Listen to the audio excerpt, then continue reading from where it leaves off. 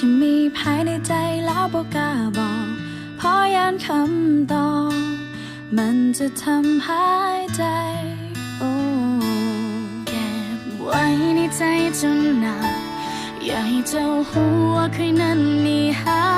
ให้เจ้าคนเดียวจะต้องทำอย่างใดไผก็บอกให้เฮาบอกไปบอกฮักเท่านั้นมันจะยากบนได้ถ้าเจ้ามีใจก็คงจะดีแต่ถ้าเจ้าบ่สนใจแล้วเคยจะทำอย่างใดดีอยากให้รู้แต่บอกกล้าบอกอยากจะบอกไปแต่มันเบาบ่ออกพยายามคำตอบจะบ่กง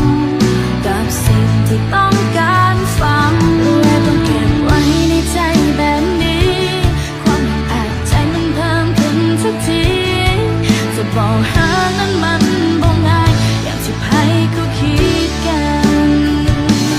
ถ้าการบอกฮักมันเป็นเรื่องง่ายๆถ้าเป็นแบบนั้นมันก็คงสบายถ้าคอยบ่สนใจบ่แค่คำตอบว่าจะเป็นอย่างใด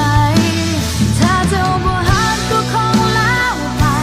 ถ้าเจ้าบ่สนใจเคยคงบ่เสียใจ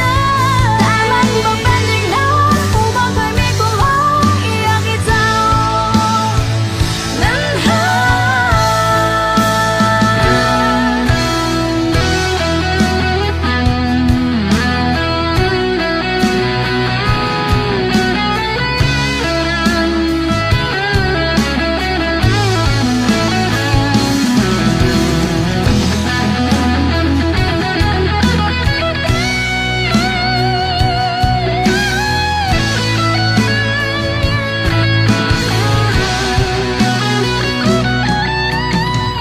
ไผก็บอกให้เฮาบอกไป